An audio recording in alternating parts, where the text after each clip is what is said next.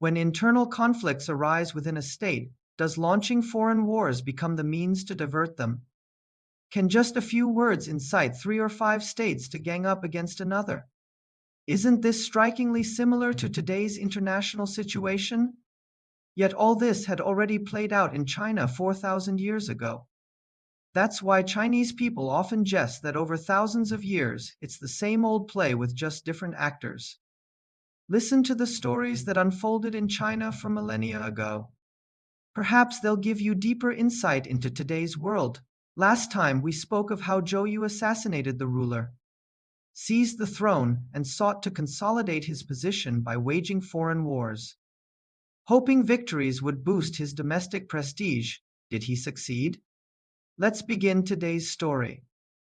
Zhou Yu knew that by assassinating Duke Huan and seizing the throne, he had failed to win the people's support. Fearing opposition, he sought to divert domestic discontent outward by asking Shi Hu which state they should attack first. Shi Hu, ever adept at giving Zhou Yu wicked advice, pondered and said, "To attack another state, we need a pretext. Among our neighboring states, none have any real grievances with us except Zheng. We can fabricate a reason to justify war against them." Zhou Yu asked, "What reason could we possibly use against Zheng?" "I can't think of one, tell me quickly." Shi Hu replied, "Any excuse will do. In the past, Duke Zhong of Zheng forced his younger brother Gongshu Duan to commit suicide and exiled his own mother, Lady Zhang. Later, he even tried to punish his nephew Gongsun Hua, using his plea for aid from our state of Wei as an excuse to blame us. We can use these past grievances to justify our attack." Zhou Yu was delighted. "You're truly cunning, able to conjure up such high-sounding reasons, but I still have concerns about attacking Zheng. Zheng and Qi once formed an alliance at Shimen in present-day Changqing County, Shandong. What if Qi sends troops to aid Zheng? Could we withstand the combined forces of two powerful states?" Shi Hu said, "There's a way around that. Song is also a major state, and Lu is not weak at the moment. We can send envoys to both, requesting their military support. Additionally, we can persuade Chen and Kai to join us. If we succeed, 5 states attacking Zheng together will guarantee victory." Zhou Yu remained hesitant. "Chen and Kai are minor states, they'll likely agree, but Song and Lu may not be willing to help us." Shi Hu smirked. "We'll exploit their internal conflicts." Shi Hu, well versed in intrigue, explained the situations in Song and Lu. First, Song, Duke Mu of Song, inherited the throne from his elder brother. On his deathbed, instead of passing it to his own son, he gave it to his nephew, Yu Yi. His own son, Feng, was furious and fled to Zheng, where Duke Zhong took him in. Yu Yi has always feared Feng might return to reclaim the throne, so he resents Zheng. If we invite Yu Yi to attack Zheng, he'll see it as an opportunity to eliminate Feng. Why wouldn't he agree? Zhou Yu nodded. Song might join us to capture Feng, but what about Lu? They have no reason to help us. Shi Hu replied. Lu is under the control of Gongzi Hui, who acts arrogantly and disregards the Marquis of Lu. He's also greedy for petty gains. If we bribe him generously, he'll send troops.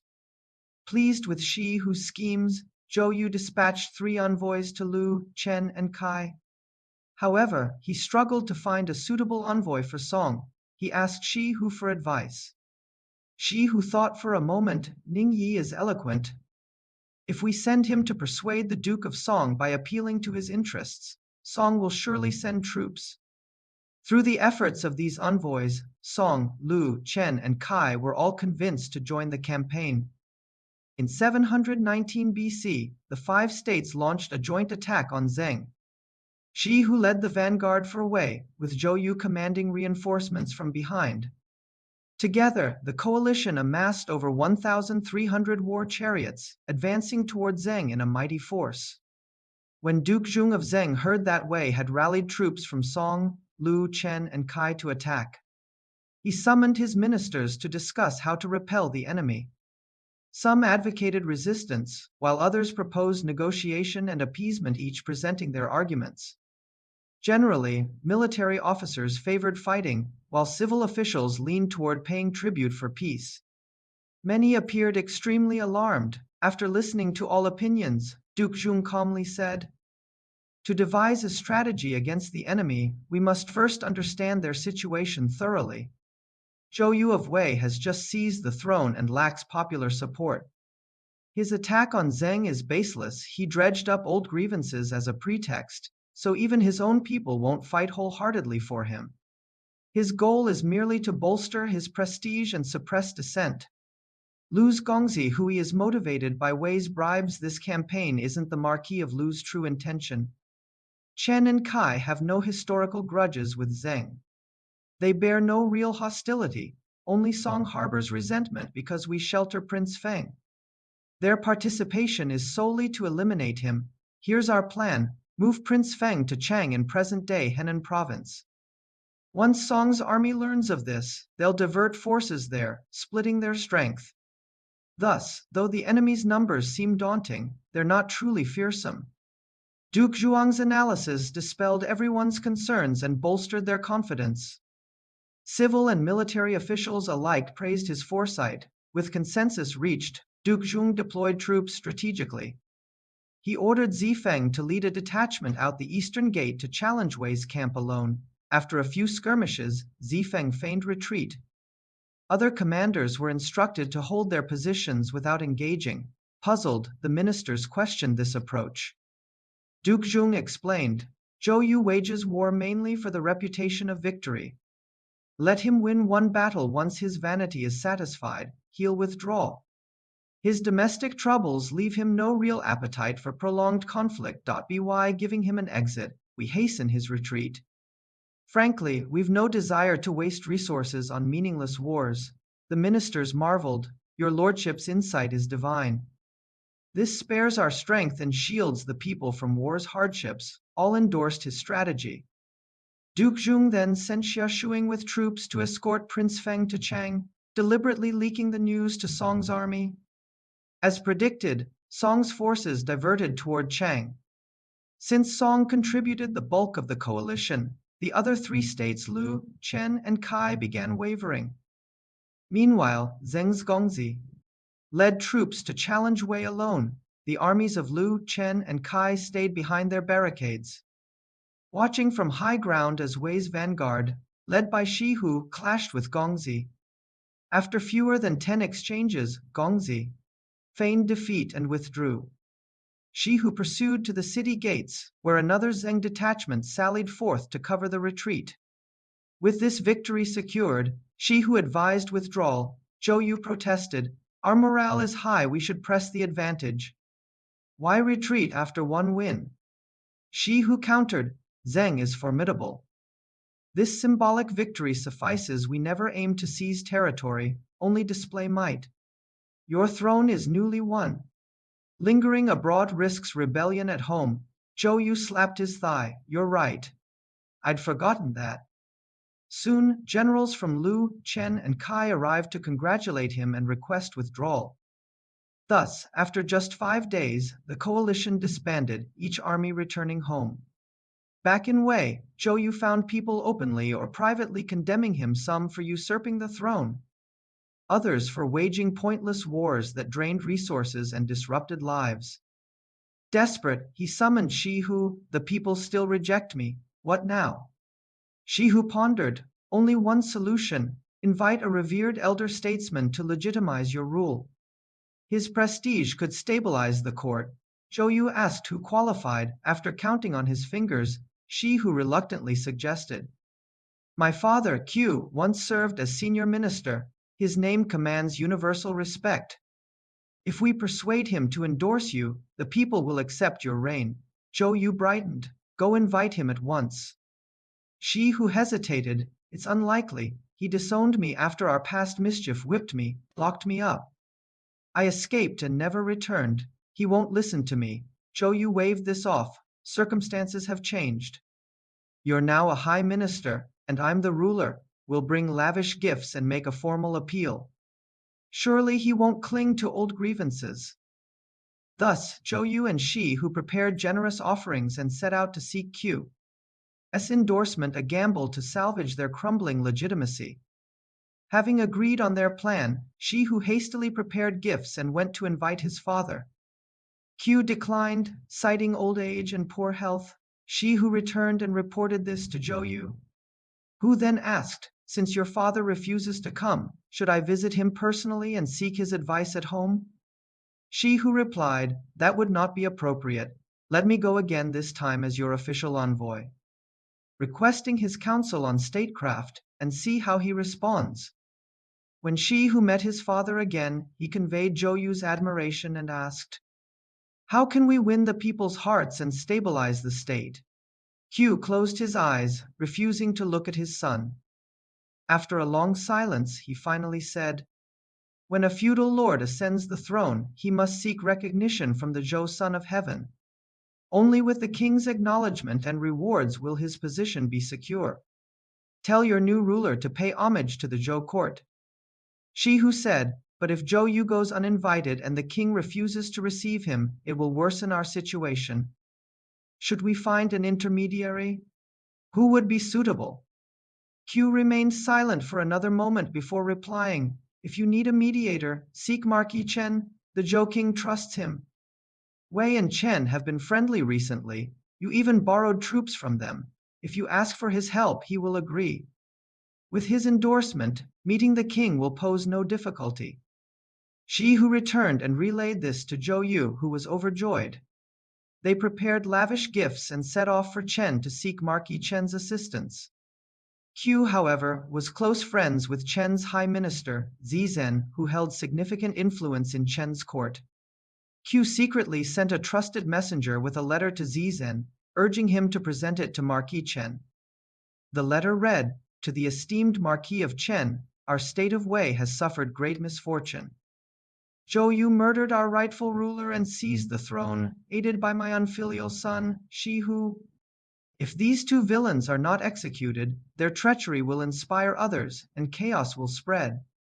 I am too old to deal with them myself. I implore you to arrest them and punish them according to the law. This is a righteous act, for the people do not refuse." After reading the letter, Marquis Chen consulted Zizhen, and they prepared to assist Q in capturing the two traitors. Unaware of the trap, Zhou Yu and Zhou Yu arrived in Chen, heads held high, brimming with confidence. Marquis Chen sent Gongzi Tuo to greet them and settled them in guest quarters, informing them, "Tomorrow, our Lord will receive you in the ancestral temple." Zhou Yu was delighted. The next day, as they approached the temple, they saw a large plaque at the entrance with bold characters: "Those who are disloyal as ministers and unfilial as sons shall not enter this sacred place." Zhou Yu read it aloud, then whispered nervously to Zhou Yu, "What does this mean?" Zhou Yu, equally uneasy, asked Zizhen, "Why is this plaque here?" Zizhen replied calmly, "It is the testament of our late ruler, a reminder for all to uphold loyalty and filial piety." Zhou Yu relaxed slightly. Zizhen instructed them to stand at the designated spot to await Marquis Chen's reception.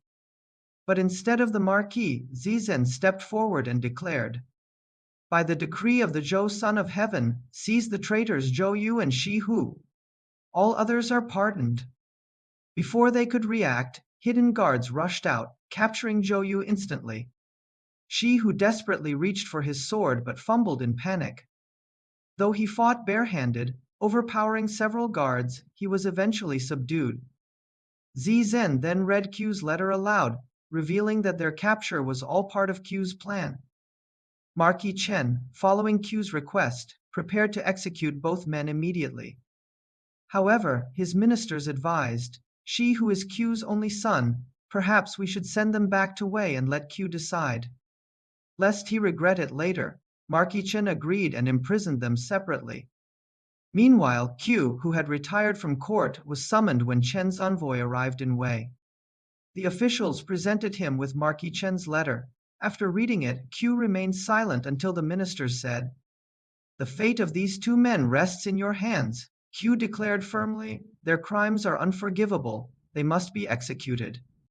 The ministers hesitated, trying to spare Zhou Yu. Though both are guilty, Zhou Yu was the mastermind. Zhou Yu was merely an accomplice. Perhaps he can be spared. Qiu's expression darkened. After a long pause, he said, "Every evil Zhou Yu committed was aided by my son. I appreciate your kindness, but I cannot allow personal feelings to override justice. A ruler who prioritizes selfishness over righteousness is no ruler at all." With that, he ordered, "Execute them where they stand. Let them never harm the people again." Wei's envoys carried out the sentence in Chen after Zhou Yu and Shi, who were executed. Qiu and the ministers welcomed Prince Jin back from Qing to ascend the throne as Duke Zuan of Wei. Duke Zuan pursued peaceful relations with neighboring states, sending envoys to Zheng to mend ties. Duke Zhong of Zheng, pleased by the demise of Zhou Yu, remarked, "Zhou Yu's crimes harmed not only Zheng but his own people. His actions do not reflect Wei's current ruler. Let our two states live in harmony." Thus began a brief period of peace between Zheng and Wei. Duke Zhong, however, still harbored resentment against Song for joining Zhou Yu's coalition. He told his ministers, "Song dared to attack us alongside that tyrant Zhou Yu. I wish to punish them and restore Zheng's prestige." Minister Ji Zhong advised caution. Last time, Song allied with Lu, Chen, Kai, and Wei. If we attack Song alone, the others may unite against us. Instead, let us first secure alliances with Lu and Chen, isolating Song. Then, with the Zhou King's mandate, we can righteously punish Song. Duke Zhong agreed and sent envoys to Chen. When the envoy from Zheng arrived in the state of Chen, it aroused suspicion in Duke Huan of Chen. He thought to himself, "Zheng is a powerful state while Chen is weak. For a strong state to suddenly seek a peace treaty with a weaker one, there must be some scheme behind this." Duke Huan of Chen considered refusing to receive the Zheng envoy. Gongzi Tuo advised against this, saying, "Drawing close to benevolent men and maintaining friendly relations with neighboring states are the keys to a nation's stability and prosperity. Zheng has sent an envoy to establish friendly ties with us. We should not refuse." Duke Huan replied, "The ruler of Zheng is cunning and untrustworthy. Think about it, Song is a major state, yet Zheng isn't seeking peace with them. Instead, they're approaching our small state of Chen. This is clearly a ploy to drive a wedge between us. Our relations with Song have been good when we sent troops to attack Zheng before. It was in alliance with Song, Wei, and others. Now Zheng is seeking peace with us alone. If we ally with Zheng, we'll inevitably anger Song. Drawing close to Zheng while provoking Song is not in Chen's current interests." Ultimately, Duke Huan of Chen refused to receive the envoy sent by Duke Zhong of Zheng.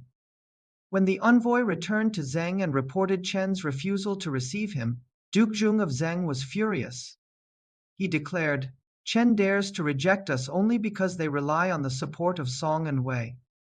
Now that Wei has established friendly relations with us and won't assist them, Chen doesn't have much strength to rely on. We'll leave them be for now.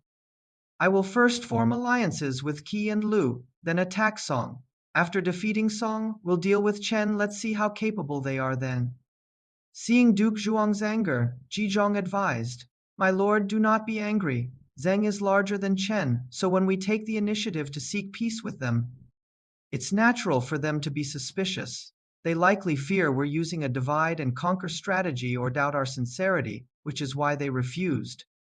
We must first make them understand that our desire for peace is genuine." Duke Zhong asked, "How can we make them believe in our sincerity?"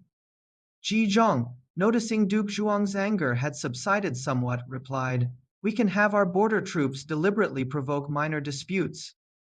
Then, using this as a pretext, our soldiers can launch a sudden raid when the enemy is unprepared, capturing their people and seizing their goods, but avoiding burning or damaging their buildings.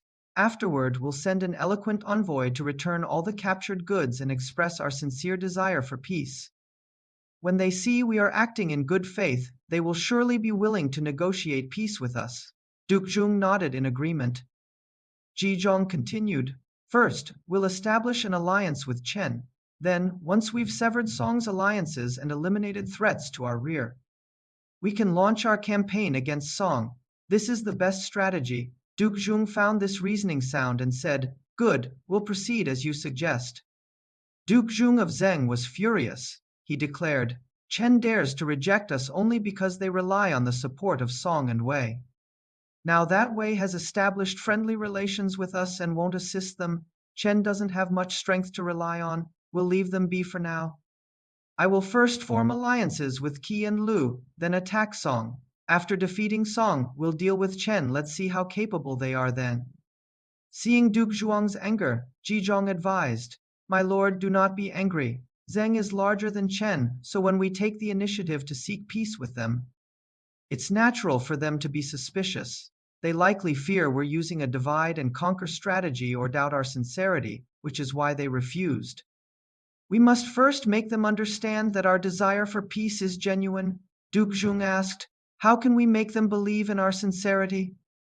Zhizhong, noticing Duke Zhuang's anger had subsided somewhat, replied, We can have our border troops deliberately provoke minor disputes, then, using this as a pretext, our soldiers can launch a sudden raid when the enemy is unprepared, capturing their people and seizing their goods, but avoiding burning or damaging their buildings. Afterward, we'll send an eloquent envoy to return all the captured goods and express our sincere desire for peace. When they see we are acting in good faith, they will surely be willing to negotiate peace with us. Duke Zhong nodded in agreement. Zhizhong continued. First, we'll establish an alliance with Chen. Then, once we've severed Song's alliances and eliminated threats to our rear, we can launch our campaign against Song. This is the best strategy. Duke Zhong found this reasoning sound and said, Good, we'll proceed as you suggest. One day, a large number of Zheng soldiers appeared on the border with Chen, ostensibly for hunting. In pursuit of a hare, Zheng troops clashed with Chen border guards. Seizing the opportunity, Zheng soldiers surged into Chen territory, capturing Chen personnel and seizing many goods. By the time Chen border forces could muster a defense, the Zheng troops had already withdrawn back to their own state. The Chen border officials hastily compiled a report on the incident and submitted it to Duke Huan of Chen. Alarmed, Duke Huan urgently summoned his ministers to discuss countermeasures. While they were deliberating, a messenger arrived to report, Zheng General Ying Keoshu has arrived with a letter from Duke Zhong of Zheng, requesting an audience. Duke Huan asked his ministers how to respond. Gongzi Tuo said, An envoy from Zheng should be received with courtesy. Duke Huan then received the Zheng envoy. Ying Keoshu bowed to Duke Huan and presented Duke Zhuang's letter. When Duke Huan opened and read it, the letter's general meaning was, Zheng and Chen are neighboring states that should maintain friendly relations.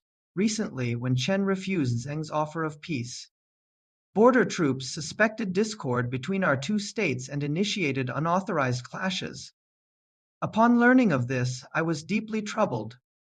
Now, we are returning all goods seized by our soldiers and sending Minister Ying Keoshu to convey my apologies.